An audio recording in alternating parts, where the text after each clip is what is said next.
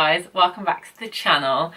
As you can see, I'm not James. I'm actually Emily, his girlfriend, but he's away this weekend, so he asked me to fill in for him and do the Swansea review. Now you'll have to forgive me. I do study football at uni, I do know a lot about football, but the way I say things, none of this is probably going to come across right, so please give me some slack for my first one. Okay, so Friday night we went to the game. I am so shocked that we did not win that game. I thought we had played so well. It very much reminded me of how we played against Norwich. We had a lot of chances against Norwich and we played really well. We played cohesively, strong. We really dominated, and at home especially, that's something that you really want to do.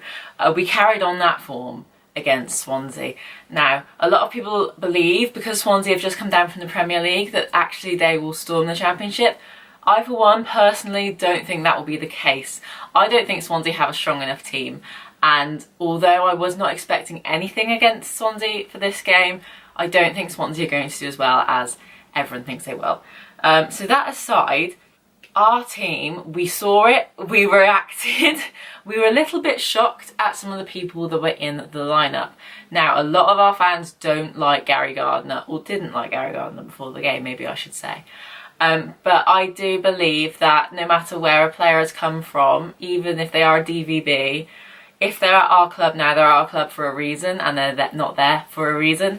So I think, especially seeing as Gary Gardner's rattling everyone on Instagram with his KROs, I think Gardner had a really good game for his first proper game for us.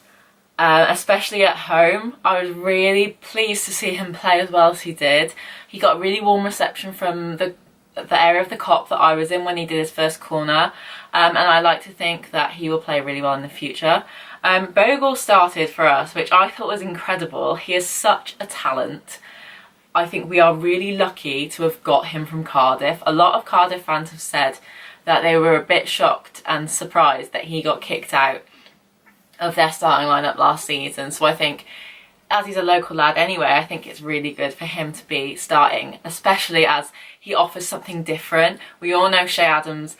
We love Shay. Don't get me wrong, we love Shay, but he's just not, he hasn't got that final edge at the moment. He sort of seems to be a little bit off the pace. So I feel like putting Bogle in and then bringing Adams on was definitely a better move. In the first half, wow, I could not fault anything from the players, to be honest. They gave it their all. Djukovic was brilliant up front. He was getting in everything. The thing that worried me is he went down from a really nasty tackle and he didn't look the same after. I was worried he was going to go off injured, but he carried on, and fair play to him for carrying on. A lot of players would just go off, but he carried on and he did his best.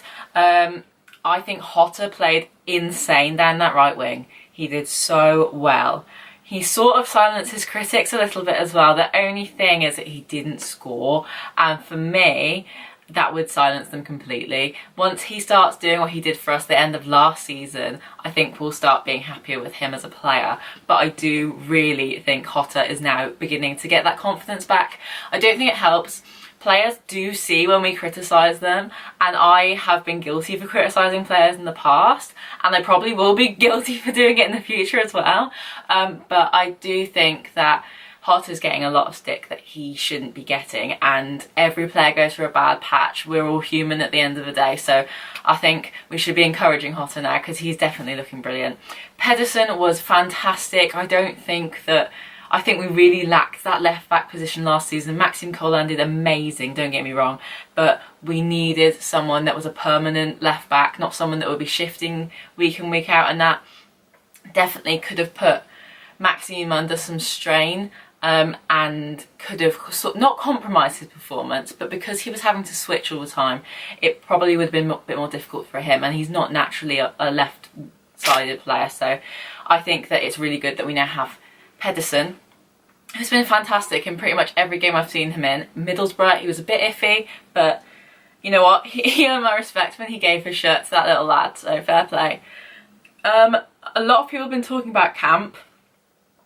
I think it's too early for me to say anything, to be honest, about Camp. He hardly got the ball, And the one time he did flap a bit, but all the goalkeepers that we've had recently have flapped.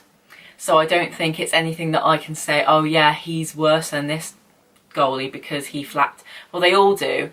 He hasn't shown me anything that's necessarily bad yet, but he hasn't also shown me anything that's necessarily good. So I'm undecided on camp. I don't think after one performance you can say, oh yeah, that's brilliant, because some players can have one amazing game and then completely flop for the rest of the season. So, you know, it's just the way it goes. I think it's too early to judge him as of yet.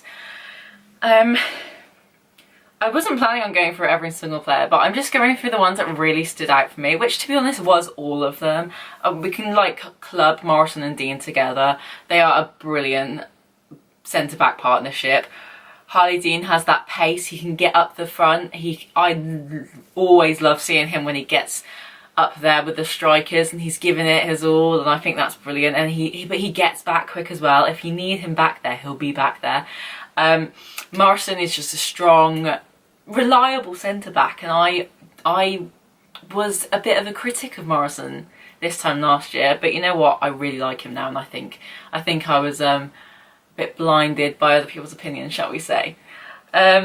Keefton Bell, I've never seen Keefton Bell play like that, ever. He has so much courage and strength, and he was grabbing the game by the scruff of its neck and properly going for it. So that was something that I love seeing personally, because I think it's really important. If you play for a team, you play for everyone, you play for everyone at the club, and you play for the fans. So I love seeing the passion on a player when they're actually in anything that they do. I love that passion, so I really respect to Keefton Bell for that.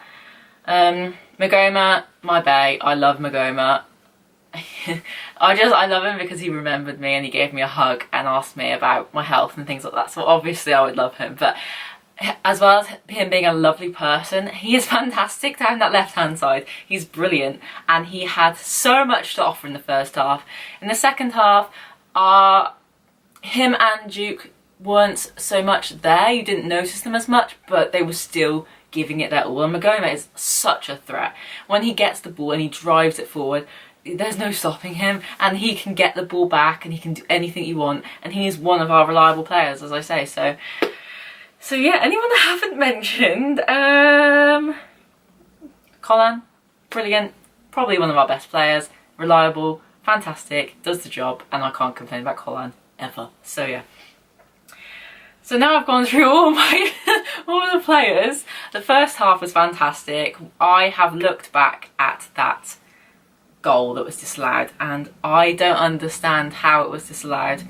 From how I've seen it on the replays and how I saw it at the match, it was crossed in and the goalkeeper touched it as if to like get rid of it, but then it's open to a Blues player to get it.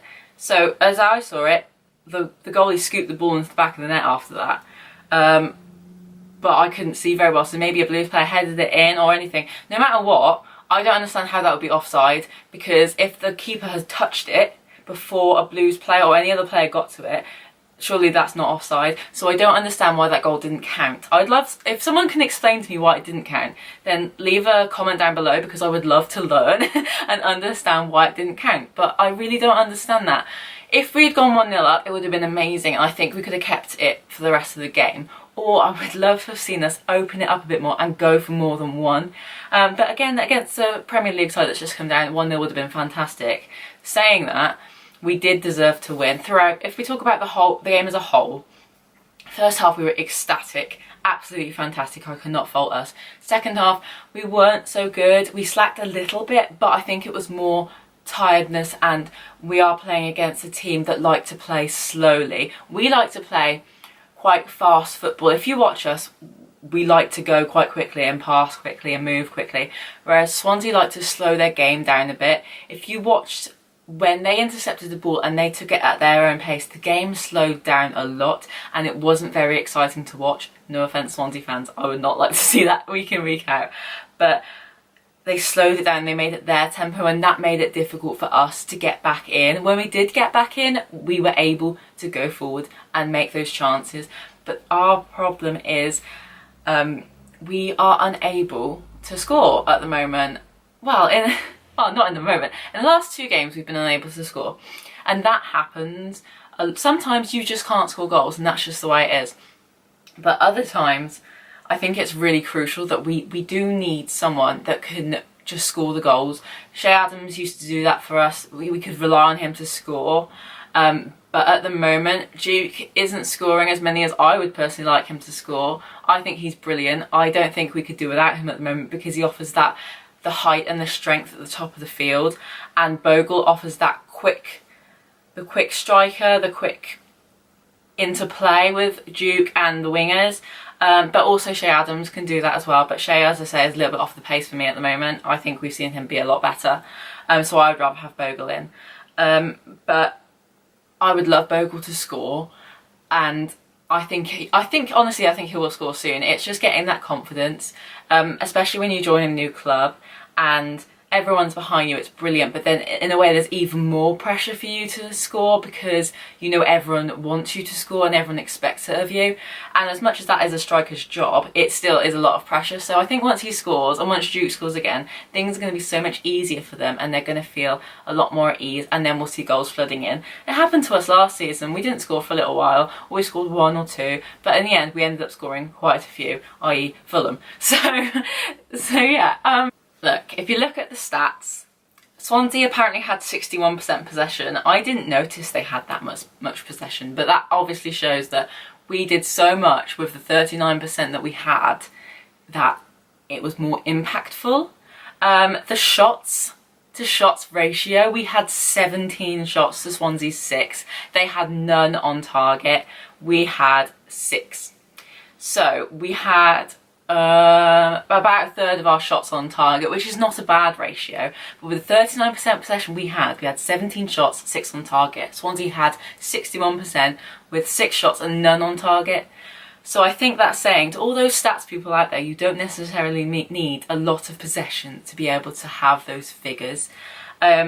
We had loads of corners, and I'd like to say our corners were really good actually.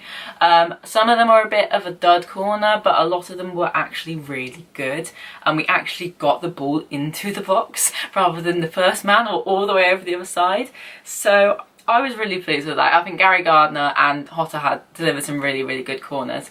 Swansea only had 1, so if, you know, that's what it sort of says it all really about how much they got down into the box to try and get anything. I think Swansea lacked considerably actually. They posed no threat. They had a few chances, but it was sort of no chance.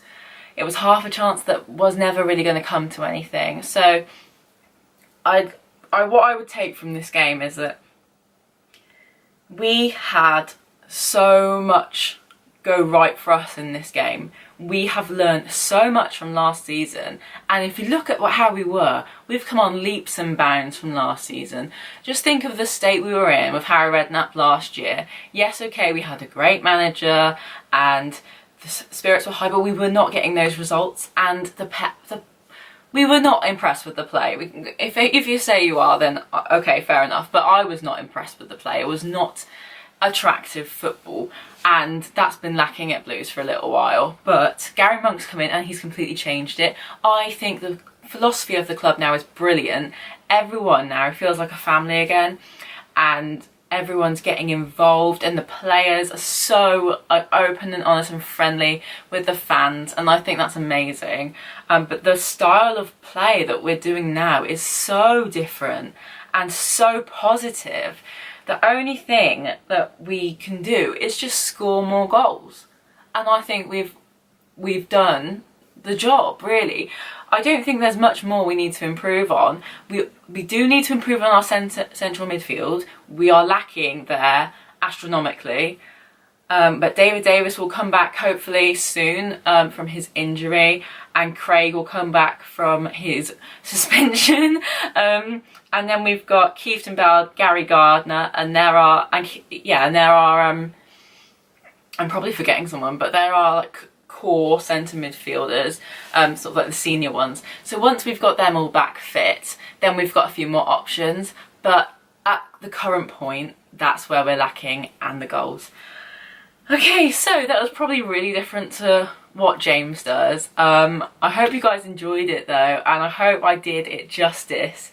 I am really nervous to see how you guys respond, but you know what, I tried my best, and I don't have to do it again if you don't like it, but if you do, then let me know down below, because I'm more than welcome and happy to do more videos for the channel, because you know what, I love blues. I may not be from the area, I may not have grown up with being a blues fan, but you know what, I fell in love with the club when I met James, and everything has fallen into place, and blues has just made my life so much better. So yeah, I hope you guys enjoyed, and maybe I'll see you in another video.